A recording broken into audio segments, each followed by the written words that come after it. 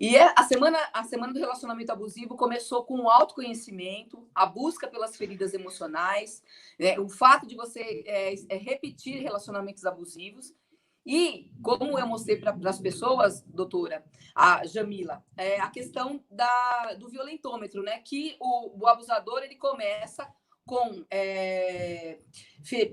pequenas provocações emocionais, ele acua aos poucos, ela começa a entender que é ciúme, que faz parte do relacionamento, e isso vai se agravando. Então, doutora Daniela Munhoz, aqui com a gente hoje, ela é chefe do programa BM Care do Estado de São Paulo.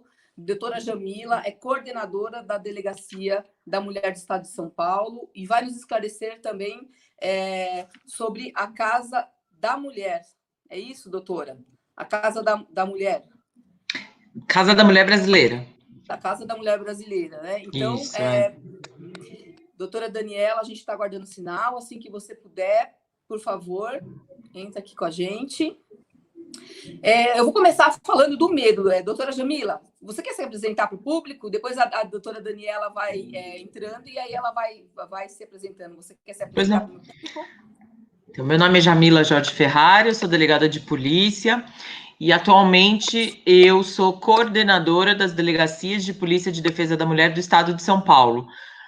Nós temos aqui no estado de São Paulo 134 DDMs, né, vulgarmente conhecidas como DDMs.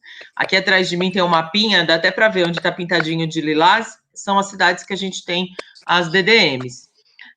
É óbvio que a mulher vítima de violência doméstica, ela não precisa necessariamente ir até uma DDM para registrar os fatos, ela pode ir para qualquer delegacia de polícia registrar os fatos, mas nós sabemos também que, até por conta da complexidade da violência que essa mulher sofre, que ela não é única e exclusivamente física, ou moral, ou psicológica, mas que ela precisa de uma série de outras ajudas, não só a ajuda da lei ou a ajuda da polícia, que muitas escolhem e preferem ir até as DDMs.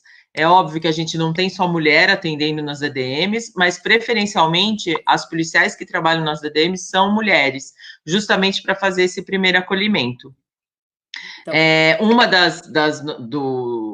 dos nossos, vamos dizer assim, dos nossos caminhos, né? Hoje não, mas desde novembro do ano passado, desde o dia 11 de novembro de 2019, foi a inauguração da Casa da Mulher Brasileira. Eu não sei se todas sabem, mas a Casa da Mulher Brasileira hoje é um complexo aqui na cidade de São Paulo, ali no bairro do Cambuci, em que nós temos uma série de atores que combatem a violência doméstica no mesmo local. Algo, inclusive, que é muito necessário e foi muito batalhado para que isso acontecesse aqui em São Paulo.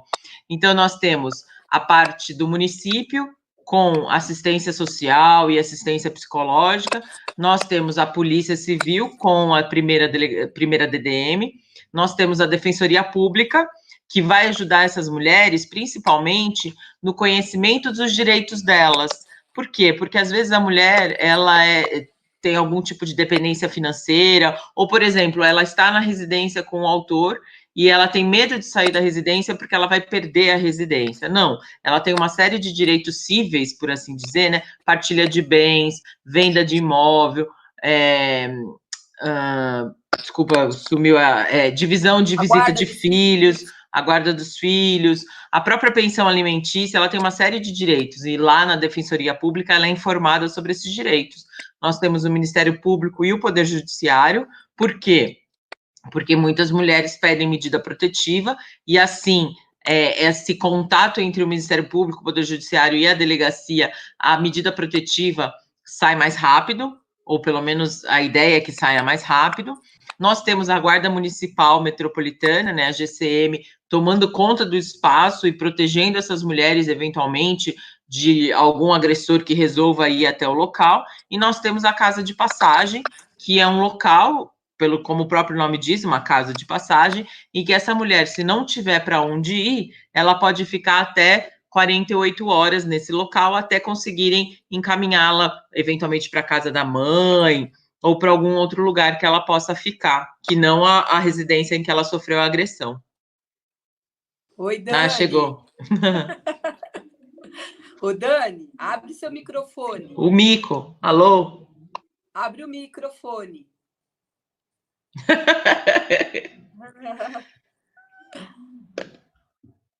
Então. E, doutora Jamila, eu fiz uma pesquisa aqui, as mulheres têm muito medo, né? Aí, Dani, agora eu tô no celular agora, porque caiu a minha... tá ruim a internet. Dani, caiu a minha internet. Problema. Ó, enquanto a gente estava aguardando você, eu avisei as pessoas. Também quero avisar as pessoas que os comentários via Instagram vão vir aqui via chat, que eu não estou tendo acesso ao Instagram. A gente está divulgando no YouTube e no Instagram ao mesmo tempo. Então, eu vou receber os comentários aqui via chat e a gente vai conseguir olhar e responder. Enquanto você não estava com a gente, Dani, apresentei a doutora Jamila e ela me falou o que faz a Casa da Mulher Brasileira e as DDM, Delegacia de Polícia de Defesa da Mulher. Isso. E agora, Dani, vamos lá, doutora Daniela Munhoz, você quer se apresentar para o público e dizer o que você faz em prol das mulheres? Sim, meu nome, então, é Daniele Munhoz Gianvecchio, eu sou médica legista, eu coordeno uma equipe de peritas legistas, né, do Instituto Médico Legal de São Paulo, que atende casos de violência sexual, tá? Nós temos uma equipe, um atendimento exclusivo para mulheres vítimas de violência sexual dentro do IML no estado de São Paulo. E aproveitando, gostaria de agradecer o convite e cumprimentar a todos os que estão nos ouvindo, né? Cumprimentar a doutora Jamila. Muito boa tarde aí a todos. Para quem não me conhece, eu já falei, né? Eu sou Andréa Albertino, eu sou hoje a criadora da Dona Treinamentos e resolvi fazer uma semana dedicada ao relacionamento abusivo por conta dos relatos durante a pandemia, né? Vou falar um pouquinho, como a doutora Jamila já falou, que as mulheres elas não procuram ajuda por conta do medo, né? E antes de vir aquele julgamento das pessoas falando assim, não, mas você não sente medo porque você não passa por isso. Já passei por isso na minha vida. Durante 12 anos eu vivi um relacionamento abusivo, né? E tive forças para sair dele. Isso não é a realidade de muitas mulheres. Mas o que eu posso falar para você que está nos ouvindo hoje é que a diferença você vai deixar de sentir medo quando você partir para a ação. Por quê? Porque o medo é o primeiro sentimento, é o sentimento mais antigo da humanidade. O medo ele visa proteger as pessoas. E quando você sente medo, vem aquela coisa assim, ou eu corro ou eu morro, né? A mão começa a suar, a boca começa a ficar gelada. Então, todos nós temos essa mesma sensação. Por quê? Porque é natural do corpo humano, é uma reação fisiológica do medo. A única coisa que paralisa o seu medo é sua ação. Então, a primeira conscientização que eu quero trazer para as mulheres sentiu medo, faça uma pequena atitude, tenha uma pequena atitude de ação, né? Não fique paralisada, essa é a primeira. A segunda questão que eu quero trazer consciência para as mulheres é que o relacionamento abusivo é uma ferida social. Então, às vezes, ele é encarado como algo normal, né? Não sei se vocês já ouviram aquela frase de a cultura devora a estratégia do café da manhã. É mais ou menos isso na nossa sociedade, né? Essa frase é do Peter Drucker e ele é aplicada muito em treinamentos de empresas, mas eu achei muito pertinente, porque nós estamos numa cultura em que o relacionamento abusivo, há pouco tempo, ele começou a ser tratado como uma ferida social mesmo, né? A própria doutora Jamila aí falou das dificuldades da criação da Casa da Mulher Brasileira. Por quê? Porque a sociedade ela dá passos pequenos em relação a cuidar dessa violência de dentro de casa e da violência em relação à mulher. Outra coisa que eu estava falando com as meninas aqui, que é muito importante, é que a violência, né, ela traz em si um forte impacto emocional. Então, para você se recuperar desse forte impacto emocional, requer paciência, né? E requer, talvez, uma ressignificação dessa dor, né? Do lado emocional. E eu elenquei também aqui os medos que as mulheres têm quando vão fazer a denúncia. E a doutora Jamila já adiantou alguns deles, né? Que é a dependência financeira, a perda da guarda dos filhos, de não ter direito à pensão, né, de ficar sem onde morar. Então, hoje nós reunimos profissionais aqui que podem, sim, trazer solução para algum desses problemas. Mas o primeiro passo é seu. O primeiro passo é da vítima, né? E a questão toda não é emocional, não é só desse medo que ela tem, né? Ela vai ter medo de ser rejeitada pela sociedade, ela vai ter medo de não ser amada pelo seu parceiro, porque é uma relação doentia, tem que ser cortado o cordão umbilical. Muitas mulheres procuram ajuda, fazem a denúncia e depois querem voltar, né, ao estado anterior. Sim. E aí isso coloca numa situação de risco muito grande. Medo de não ser aceita pela família, medo de ser criticada, medo de ser humilhada e medo de ser abandonada. Então, hoje, a doutora Daniela e a doutora Jamila estão aqui comigo para dizer para você, mulher, que você tem saída, sim, mas o primeiro passo tem que ser seu. Então, fazendo essa abrangência sobre o medo, e é uma emoção que, de fato, paralisa as pessoas, se não tiver consciência disso. E eu estou trazendo aqui a questão de ser amparada, a questão de você poder ser acolhida. Eu queria agora que a doutora Daniele falasse um pouco desse programa Bem Me Quer. Dani, você pode falar para a gente aí como a mulher é recebida, né? E a questão da demora, se ela demorar para procurar ajuda depois de um abuso, como que fica, né, a coleta de materiais, isso pode atrapalhar também, né, Dani?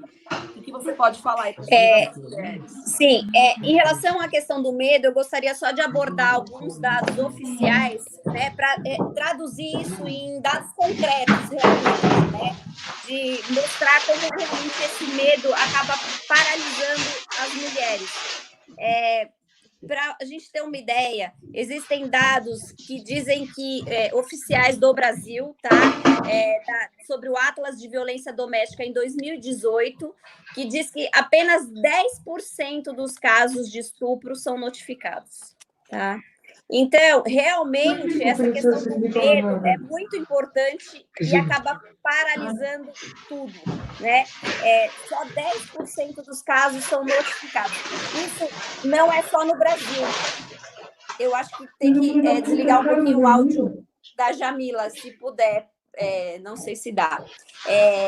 Mas, nos Estados Unidos, 15% dos casos eles são notificados. Então, assim, não é uma questão só no Brasil, é uma questão universal, é uma questão da mulher, realmente, dessa questão do medo, né? Se nós formos pegar essas taxas de subnotificação dos Estados Unidos, que é de 15%, e tentar traduzir isso para o Brasil, esse Atlas da Violência coloca que a realidade hoje no Brasil seria de 300 mil a 500 mil casos de estupro por ano. Olha o número. Muito. Ou seja, eu fiz umas contas, né, e traduzi por hora, seria 34 a 57 estupros por hora, ok? Esses são dados do Atlas de Violência, que foi reportado em 2018, né, que é feito pelo Fórum Nacional de Segurança Pública. Então, realmente, essa questão do medo é uma questão que tem que ser muito abordada e para as mulheres poderem enfrentar essa dificuldade, essa realidade, ela tem que ter apoio, né? Então, existem várias maneiras dessa mulher buscar apoio. E eu acho que essa nossa discussão aqui é importante para que a gente mostre para as mulheres onde ela pode buscar apoio nos casos de violência sexual, né? Agora, antes ainda de chegar no programa Bem Me Quer, que é o programa que eu realmente coordeno, eu só gostaria de fazer um paralelo com a situação atual do Covid, né? Nós estamos numa situação complicada de confinamento. Isso é necessário, nós sabemos que realmente é necessário esse confinamento neste momento, mas que outros países já reportaram, como a França, a Espanha e a Itália, já reportaram que teve um grande aumento do número de violência doméstica, tá? E os Estados Unidos também reportou que teve uma diminuição do número de denúncias, tanto online como por telefone. Então, são dados realmente preocupantes neste momento, né? Porque nessa situação de confinamento, a mulher ela vai estar vai estar convivendo maior tempo com aquele agressor. E aí, mais discussões, mais brigas, né? Essa convivência realmente leva a um desentendimento maior, muitas vezes, e essa violência, ela pode estar acontecendo, e esses dados o que nós temos que é de 10% só das notificações que chegam ao poder público, às delegacias de polícia, eles podem estar sendo ainda mais subnotificados, né? E isso nos preocupa bastante, né? Aquela mulher que está confinada em casa e que pode estar sofrendo violência física, sofrendo violência sexual neste momento da pandemia. No Brasil, nós ainda não temos os dados oficiais, porque cada lugar também adotou um modo de confinamento ou um momento na quarentena, né? Cada estado adotou a quarentena em um momento, alguns ainda nem adotaram, então não está sendo possível ter dados oficiais, apesar que já existe uma nota técnica sobre violência doméstica e Covid, tá? Que foi feita há 3 semanas atrás, e eu tenho aqui a data, dia 16 de abril de 2020, que foi feito também pelo Fórum Nacional de Segurança Pública, e o que eles pensam é que realmente esses dados estão subnotificados, tá? Que as mulheres não estão denunciando. E é o que você falou, precisa dessa ação, né? Este medo necessita que a mulher denuncie. Pode falar. Aproveitando aí o gancho de que você falou que a mulher está fechada dentro de casa, posso pedir para a doutora Jamila falar se é possível fazer boletim eletrônico, se é possível ter notificação online, em que casos que a mulher pode lançar a mão da internet, já que ela está trancada em casa com o abusador? Doutora Jamila? Sim, desde o dia 2 de abril desse ano, nós passamos a autorizar, né, a que todas as ocorrências de violência doméstica, elas possam ser feitas via delegacia eletrônica. É um site, delegaciaeletronica.policiacivil.sp.gov.br, em que a mulher entra e aí ela tem uma das opções registrar a ocorrência de violência doméstica. Por quê? Justamente porque nós temos consciência, não temos dados estatísticos ainda, até porque os nossos dados normalmente são do mês anterior, então, em maio eu libero o dado de abril, em abril eu libero o dado de maio, então eu ainda não tenho efetivamente os dados especificamente da violência, mas eu sei, por exemplo, que em março desse ano eu tive um menor número de ocorrências de violência doméstica no estado de São Paulo, 8% a menos de ocorrências de violência doméstica no estado de São Paulo. Ah, porque as mulheres não estão mais sendo vítimas? Não, provavelmente não. Preciso saber, inclusive, agora em abril e depois seguindo. Talvez a gente até fique sabendo mais realmente a realidade quando passar a pandemia e essas mulheres conseguirem sair de casa, porque nem toda mulher tem acesso à internet, nem toda mulher tem um smartphone, ou tem um desktop, ou tem um notebook em casa. Então, provavelmente, talvez em agosto, setembro, se der tudo certo até lá, eu vou ficar sabendo de várias ocorrências que aconteceram em abril, em maio, ou até em março. Mas, de qualquer forma, é mais uma ferramenta. A gente não poderia ficar silente, a Polícia Civil não poderia ficar achando que o problema não é nosso, e aí criou-se a Delegacia de Defesa, em que a mulher pode fazer o boletim de ocorrência online através do site que eu falei agora há pouco. O único crime que ela não pode registrar é o estupro.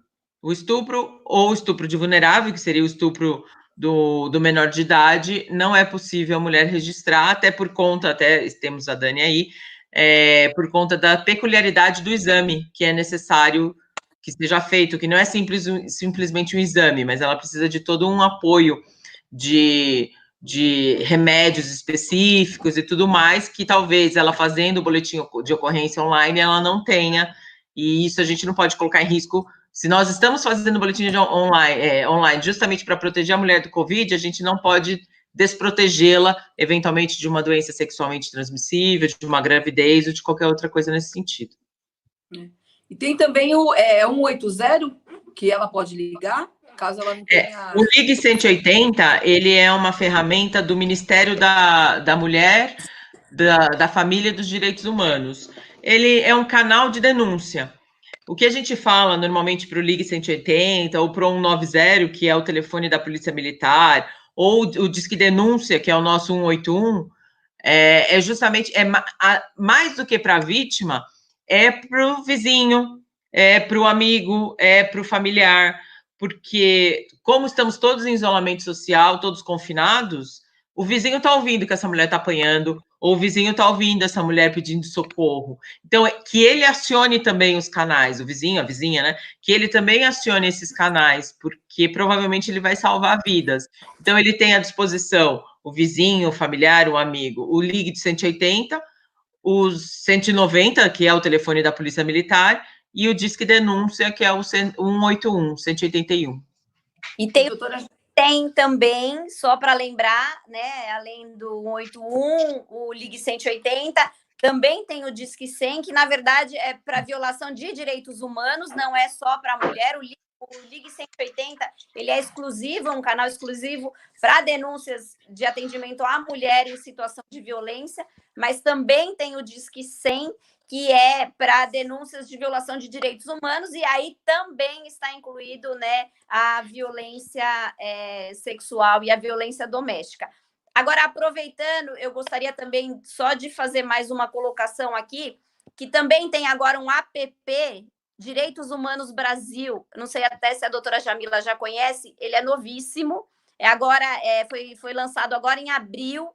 Então, é realmente para aquela mulher que ela não consegue ligar, porque ela está do lado do agressor, ela não consegue pedir ajuda, tá? Então, o app vai permitir que ela só digite aquilo que ela precisa comunicar. Então, também é do Ministério da Mulher e dos Direitos Humanos, e é uma outra via de comunicação, esse app, que ele é chamado Direitos Humanos Brasil, tá? Que também tem Libras, atendimento em Libras. Muito legal. Agora, para a gente só ficar sincronizada aqui, eu queria, se possível, que a doutora... Um dos medos da mulher é não ter onde morar, né? E a Casa da Mulher Brasileira, ela tem a Casa Abrigo. E depois a doutora Daniele já pode entrar e falar direto do Bem Me Quer. Aí a gente já fecha, pode ser? Sim. A Casa da Mulher Brasileira, ela tem a casa de passagem. Existe uma diferença entre casa de passagem e casa-abrigo. Casa de passagem, ela só pode ficar um período de tempo, no máximo 48 horas. Se não me engano, na Casa da Mulher Brasileira são 3 dias, porque ela não é um abrigo, ela não é algo para um certo tempo. E nós temos as casas-abrigos, ou nós temos os abrigos. Normalmente, esses abrigos são municipais, então cada município, cada cidade de São Paulo tem o seu abrigo, cuidado pela prefeitura ou em parceria com organizações não governamentais. Aqui no estado de São Paulo, aqui na cidade de São Paulo, a gente tem um abrigo estadual que é cuidado pela Polícia Civil.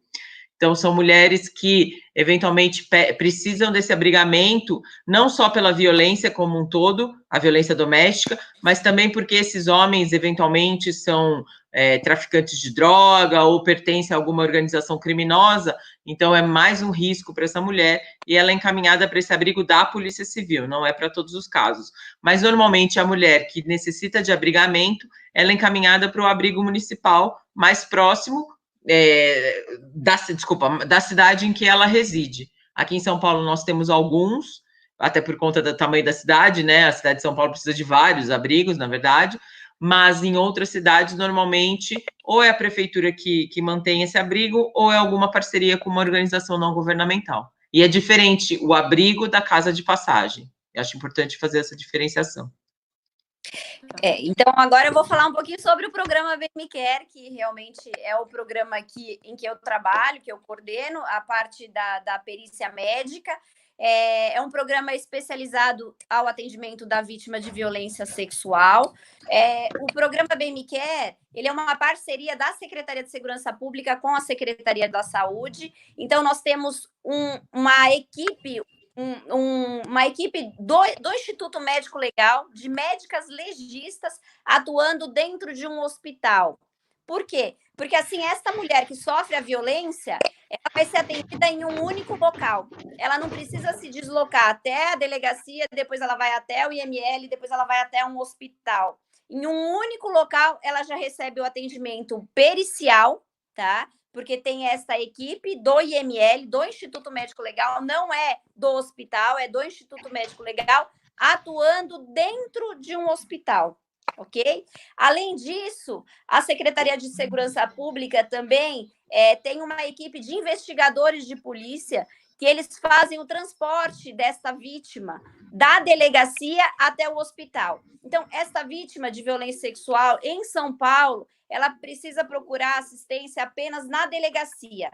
A partir daí, a delegacia já nos aciona e todo o resto do atendimento é feito por nós lá do programa Bem Me Quer.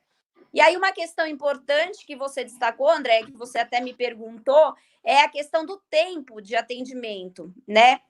Essas mulheres, elas têm muito medo de fazer a denúncia nos casos de violência sexual, mas é importante que elas façam o mais precoce possível. A gente, como legista, pensando em prova técnica na medicina legal, o ideal é que essa denúncia seja feita nas primeiras 24 horas, para que a gente consiga realmente coletar todos os vestígios necessários, tá?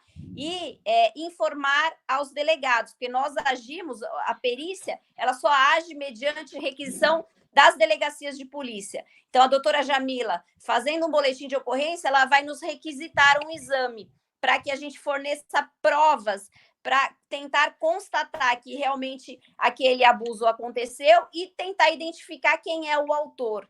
E para que a gente possa fornecer isso, é importante que a mulher ela faça a denúncia e procure atendimento nas primeiras 24 horas, se possível. Se não, em até 72 horas, dependendo dos exames, dependendo do caso, nós ainda conseguimos coletar material para que se possa fazer uma perícia adequada. Mas o ideal é nas primeiras 24 horas mesmo. E aí nós vamos tentar constatar aquelas lesões físicas, tá? E coletar exames realmente para tentar identificar aquele autor, ok?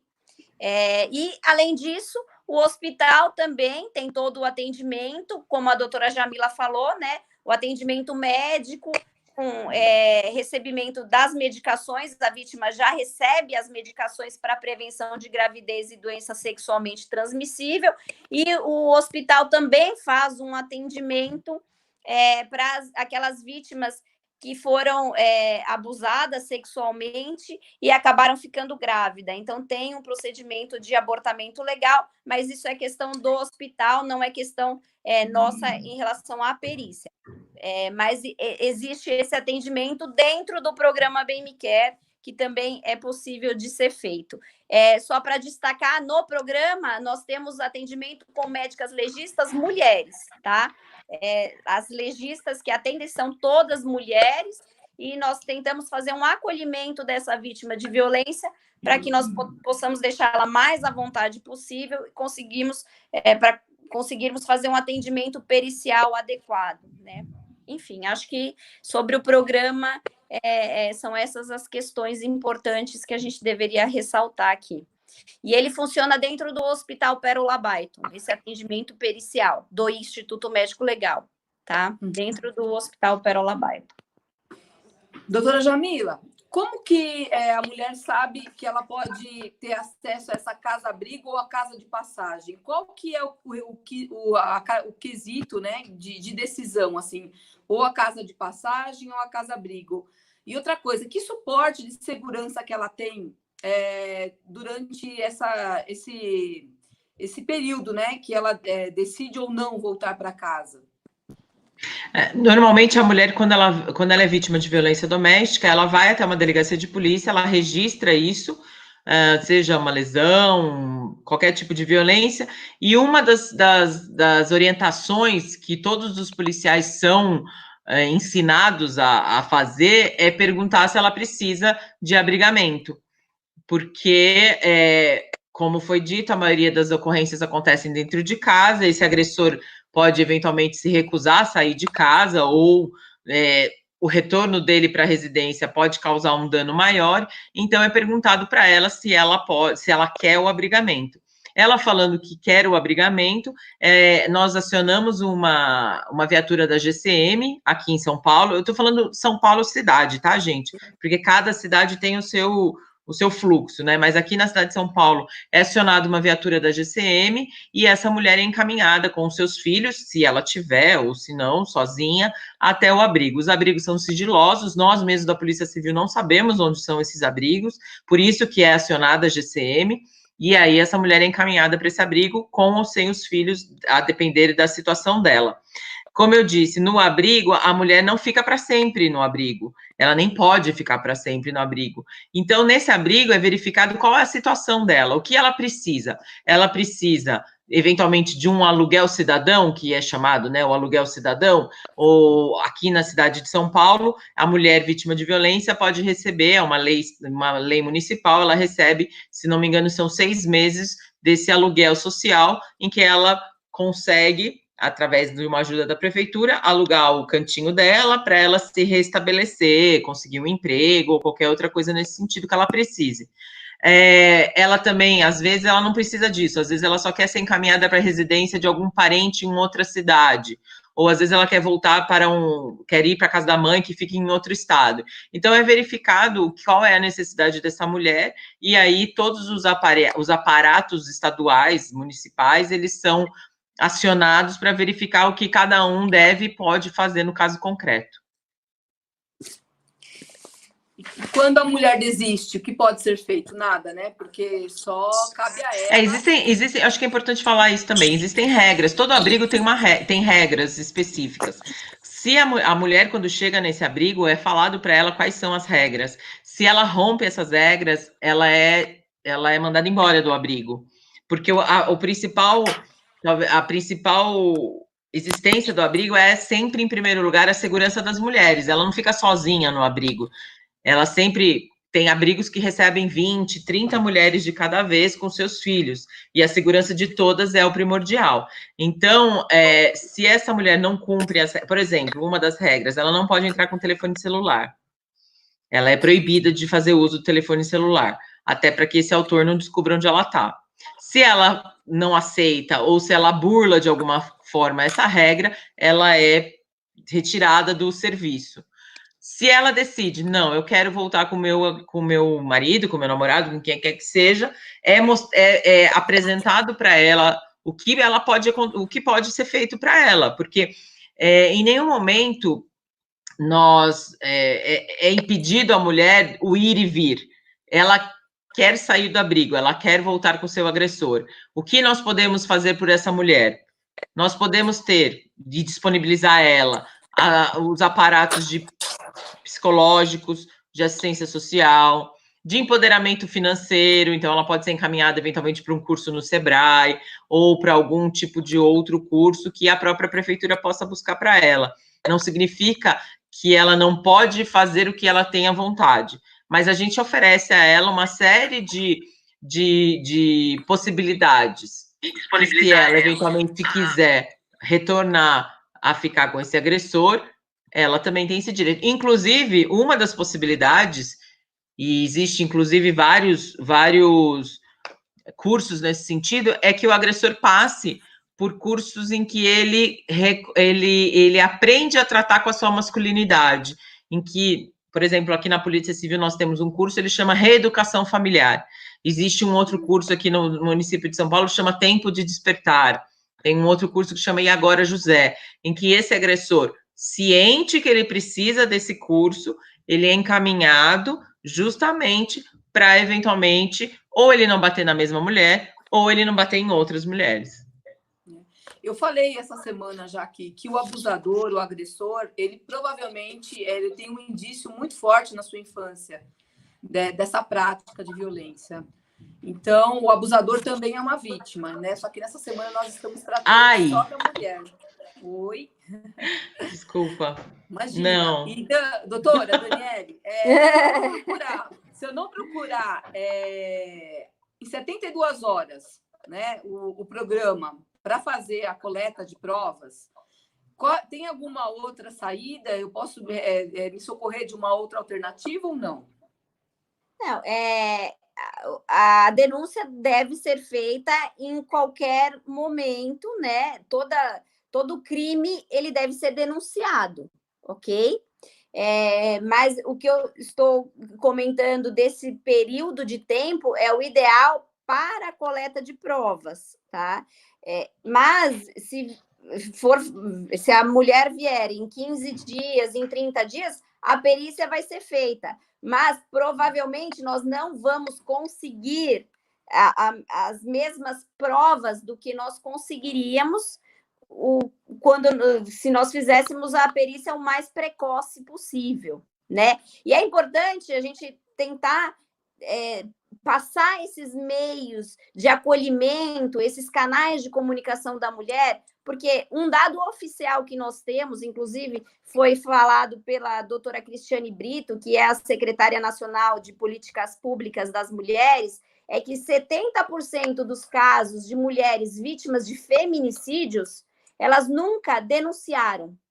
Elas nunca procuraram o poder público. Pode falar, aí eu quero ouvir você também. Aqui em São Paulo não é um número muito maior, eu não sei de onde ela tirou essa informação, mas, na verdade, de todos os feminicídios que nós tivemos o ano passado, que foram 182 feminicídios no estado de São Paulo, apenas 2% das mulheres tinham feito algum boletim de ocorrência anterior aos fatos, e pior, dessas que tinham feito, apenas 5% tinha medida protetiva. Então, na verdade, o nosso trabalho, principalmente da Polícia Civil e de todas as instituições que combatem a violência contra a mulher, a violência de gênero, é justamente no sentido de falar para essa mulher que ao menor sinal de violência, e muitas vezes a gente acha que a violência é só um murro, um braço quebrado, não, xingar é violência, empurrar é violência, puxar o cabelo é violência, tentar fazer sexo é violência, marido e mulher não têm obrigação de fazer sexo. Então, assim, ao menor sinal de violência, essa mulher tem que procurar ajuda, porque nós precisamos saber para ajudar a protegê-la. Então, na verdade, o incentivo que nós temos que fazer sempre, nós como instituição, né, é mostrar para essa mulher que ela tem que denunciar, porque a denúncia vai salvar vidas. Se ela não consegue, que o seu parente denuncie, que seu vizinho denuncie, que sua amiga denuncie, porque isso vai salvar vidas. Nós sempre falamos, né, o feminicídio é um homicídio, é uma morte evitável, porque se essas mulheres tivessem procurado ajuda, esse final trágico não teria acontecido. E, André, se você me permite, talvez até de uma forma meio policial, né, porque querendo ou não, sou policial antes de qualquer coisa, eu não acho que o agressor é uma vítima, você me desculpe, porque a partir do momento que você fala que o agressor é uma vítima, ele consegue ter piedade. Não, o agressor, ele comete um crime. Se ele tem traumas ou não tem traumas, isso não é problema da polícia e muito menos da mulher. Trauma, todo mundo tem. Eu tenho meus traumas, todas aqui que talvez estejam participando da live têm os seus traumas e nem por isso eu saio matando, esquartejando, batendo ou agredindo. Então, não é vítima. Agressor é agressor. Ele pode melhorar, mas ele tem que ser punido, independentemente se ele sofreu ou não um trauma quando ele era criança. Você me desculpa, mas é que, às vezes, quando a gente fala que ele também é uma vítima ou que ele tem traumas, você quase que está falando que ele pode ser absolvido pelo que ele fez, e ele nunca pode ser absolvido pelo que fez. Mesmo porque a maioria dos agressores, eles agridem não porque eles têm trauma, eles agridem porque eles acham que essas mulheres são objetos dele, são posse dele, e ele não pode perder esse objeto, ou ele não pode admitir que esse objeto fale não para ele, ou de alguma forma coloque aquela masculinidade dele à prova. Então, agressor não é vítima, agressor é culpado como todo, como é o roubador, como é o furtador, como é o estelionatário, como é o traficante. Ele só é covarde, porque ele agride mulher. Porque a maioria dos agressores, eles não agridem os amigos do trabalho, eles não agridem o chefe, eles não agridem os meninos do futebol, eles agridem a mulher quando chega em casa. Então, a gente tem que separar bem isso. Desculpa, eu sei que não é o meu assunto, mas é que a gente tem que ter conhecimento disso. Sem problemas. É que assim, vamos até explicar, vou até me recolocar, né? Talvez emocionalmente ele tenha sido uma vítima, mas no tipo penal ele é um agressor, ele vai ser identificado como tal, né? Tem toda uma conduta penal no nosso sistema aí de leis. Ele tem sim que ser penalizado pelo que ele está praticando. Né? E quando eu quero dizer é que talvez ele venha até de uma conduta violenta, não sei. Cada um tem o seu histórico emocional, né? Isso não significa que esse histórico emocional vai te dar guarida para a ação que você vai cometer. São coisas diferentes, né? Quando eu quis dizer que ele é uma vítima, não quis colocá-lo no papel de coitado ou no papel permissivo, né? Eu quis dizer que talvez ele tenha, sim, uma ferida emocional.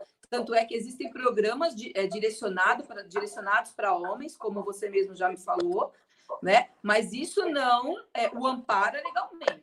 Ele tem, sim, como quem furta, como quem rouba, como quem comete homicídio, pagar pelo que ele fez, né? A grande questão é que as mulheres ficam acuadas porque elas têm um perfil emocional dependente. O que segura muito a mulher é isso, é o perfil emocional dependente.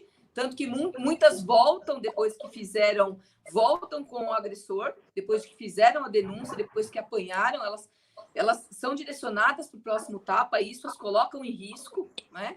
Como eu coloquei no violentômetro, não sei se vocês viram o violentômetro essa semana, que as agressões elas vão ficando cada vez pior, primeiro puxa o cabelo, depois empurra, né? Depois arranha, abusa, e por final a morte é o desfecho trágico de tudo isso, né? Então, de forma alguma, foi a minha intenção passar a mão na cabeça do abusador aqui. Pelo contrário, a gente está trazendo uma semana de consciência dos direitos da mulher, dos deveres do homem e do dever da sociedade, né? De dar guarida, de amparar essa mulher, de mostrar para ela que ela tem para onde ir, né? Que ela tem como se socorrer, que ela tem, sim, como formar um processo no âmbito jurídico a seu favor, com a coleta de provas, né? E é por isso que eu trouxe mulheres engajadas nessa missão no estado de São Paulo aqui para a gente trocar essas ideias hoje. Ok. Mais alguma colocação vocês gostariam de trazer? Eu gostaria que no final a gente tem ainda 13 minutos, né? Que a gente pudesse falar dessas mulheres por que elas demoram tanto para ir, né? E trazer a consciência dessas mulheres que é importante essa atitude de procurar ajuda, ou de alguém que está perto, como a doutora Jamila falou, né? Procurar ajuda quando ela não pode, né? Por exemplo, um filho menor, doutora Jamila, pode? Eu não sei, isso vem na minha cabeça agora. Um filho menor pode ajudar a mãe? Um filho de 14 anos, de 12 anos, ele vê a mãe nessa situação.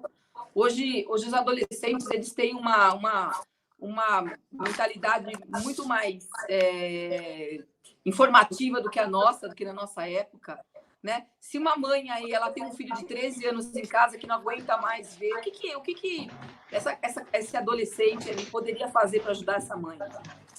Ele pode primeiro acionar e ligar 190.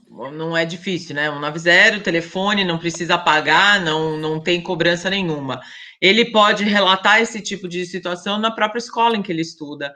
As escolas estaduais ou particulares, né? Ou municipais, estaduais ou particulares, elas têm, a maioria delas, pelo menos, tem um sistema pedagógico em que ela abraça essa pessoa, esse menor, e ajuda de alguma forma, eventualmente chamando o conselho tutelar ou até acompanhando, pedindo o apoio da polícia militar e etc. Então, ele pode também fazer a denúncia, agora que a Dani falou do APP, do Ministério da Mulher e dos Direitos Humanos, ele pode, sem dúvida nenhuma, procurar falar para os avós, por exemplo, ou para os tios, sei lá, para alguém que esteja próximo a ele, a denunciar de alguma forma esses fatos. Não esquecendo que às vezes a gente fala sempre da mulher, né? A mulher é vítima dentro de casa, mas as crianças também são vítimas nesse sentido.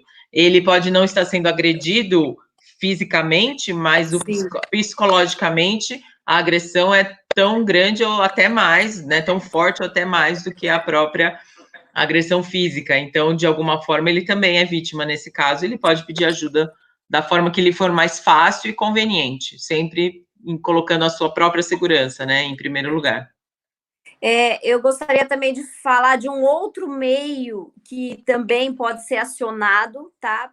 Mas aí é só para mulheres em São Paulo, que é a Carta de Mulheres. A Carta de Mulheres é do Tribunal de Justiça de São Paulo. A mulher pode entrar também no site e aí ela preenche alguns dados e de acordo com o tipo de violência, se é violência física, se é violência sexual, se é violência financeira, se é violência moral, psicológica, ela vai responder ali sucintamente algumas perguntinhas e vai ter uma equipe de profissionais que vai orientá-la e qual é o tipo de atendimento, onde ela deve buscar atendimento também, tá? De acordo com aquele tipo de violência que ela está sofrendo. Isso não vai... É só uma orientação do tribunal. Apesar de ser do Tribunal de Justiça, não é um processo. Ela não vai estar entrando com processo nenhum e nem nada. Ela pode até ser orientada em relação a medidas protetivas e outros fins, mas é só a questão de orientá-la qual é a rede de proteção em que ela deve acionar naquele momento. Então, assim, só para a gente pensar novamente, né? Estas mulheres que sofrem violência, em especial violência física, violência sexual, uma violência efetiva, ou até mesmo violência psicológica, ela, apesar de ter esses medos, é importante que ela denuncie para não chegar àquele desfecho trágico, que é o feminicídio, que nós sabemos que muitas mulheres acabam sendo mortas por esses parceiros, por esses abusadores, né? Então, é importante essa ação que você mesmo colocou, André, que ela tome uma medida de ação contra esse tipo de violência, e esses meios todos que nós falamos, né, de amparo a essa mulher. Então, só para lembrar, o Disque 180, o Disque 100, o APP Direitos Humanos Brasil, a Carta de Mulheres do Tribunal de Justiça, as próprias delegacias de polícia, 190, né, a delegacia, a Polícia Militar, 190, 181, né, Jamila? Que é o Disque Denúncia. O Disque Denúncia, então, 181 é um outro meio de buscar ajuda, e tem todo esse aparato que a Polícia Civil no Estado de São Paulo, né, a Casa Abrigo, a Casa da Mulher Brasileira. Então, existe também o programa Bem Me Quer para atendimento específico a vítimas de violência sexual. Então, são meios que o Estado provê, né, para essas mulheres, para tentar encorajar essa denúncia, para que não chegue a ponto de um desfecho trágico como o feminicídio. E a gente tem que pensar que nessa época de Covid, esse confinamento pode, então, acabar tendo esse desfecho, e a gente tem que tentar evitar isso. É por isso que eu acho que é super importante esse nosso papo, essa nossa discussão aqui hoje, para tentar conscientizar que existem meios para auxiliar essa mulher, né? E quanto mais precoce possível, tá? Melhor tá?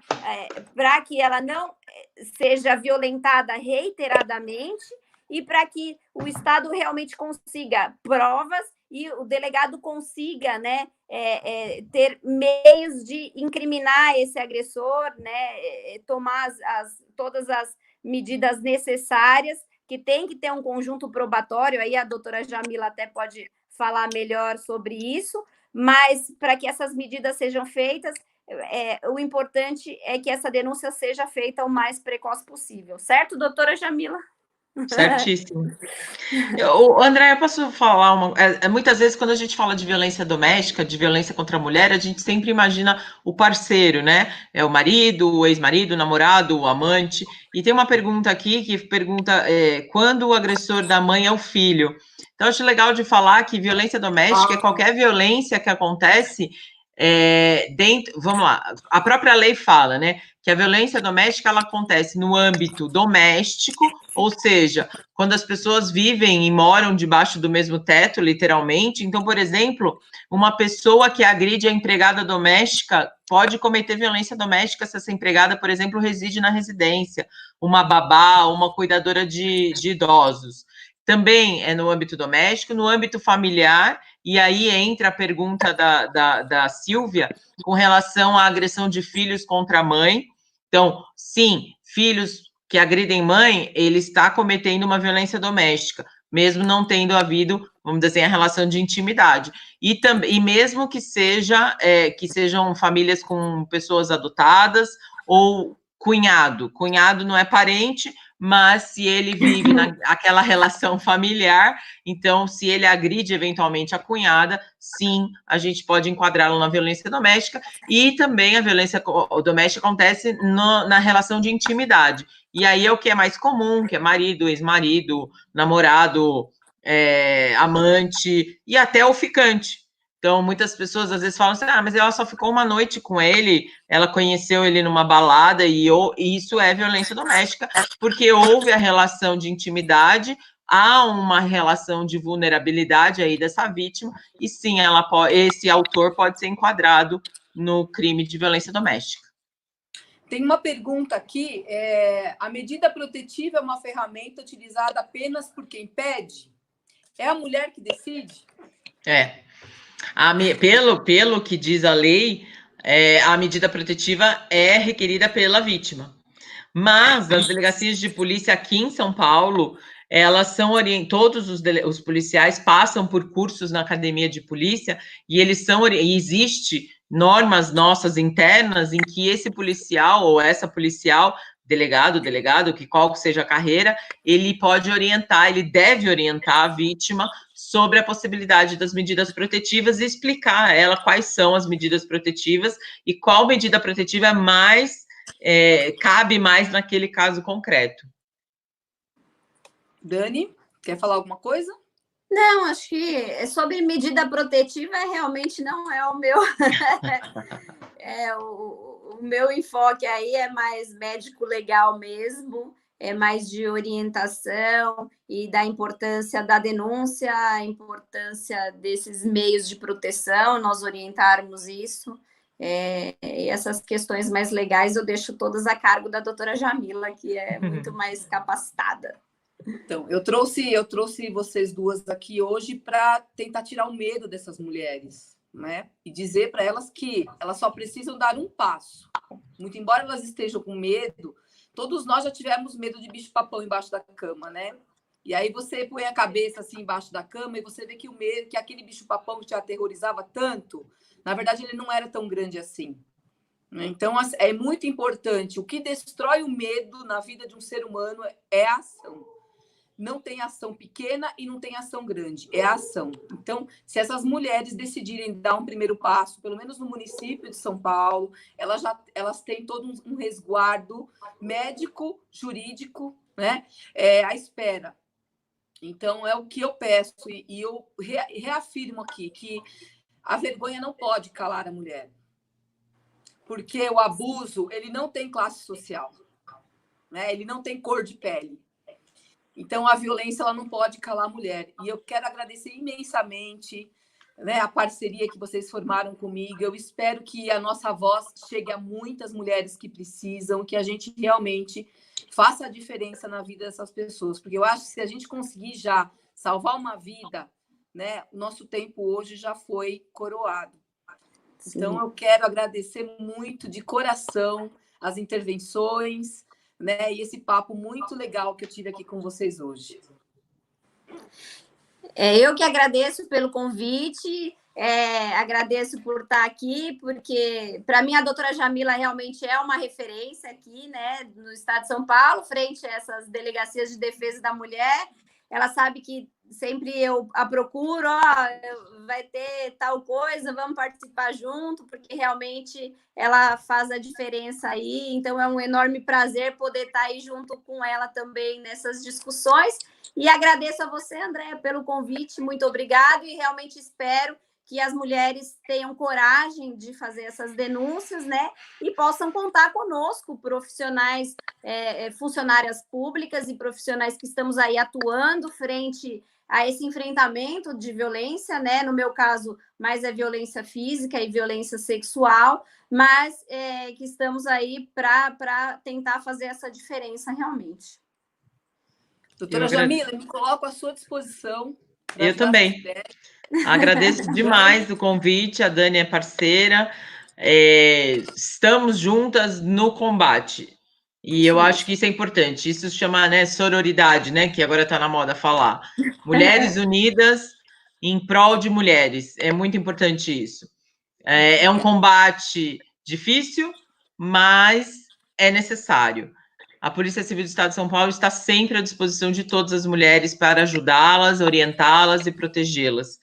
E quem precisar do meu contato, a Dani tem, estou à disposição, e tenha certeza que muitas mais lives assim, espero que aconteçam, e me convidem, que eu adorei. Obrigada. Já está convidada. Eu também, obrigada. Só gostaria, por último, de agradecer também ao diretor do Instituto Médico Legal, que ele que me permite participar de todas essas lives e parcerias, né? Então, um agradecimento especial aí ao doutor Alexandre Cirino, que é o nosso diretor também. Legal. Enfim, fico à disposição aí. Obrigado, viu? Obrigada. Boa tarde, meninas. Boa tarde. Tchau. Amém.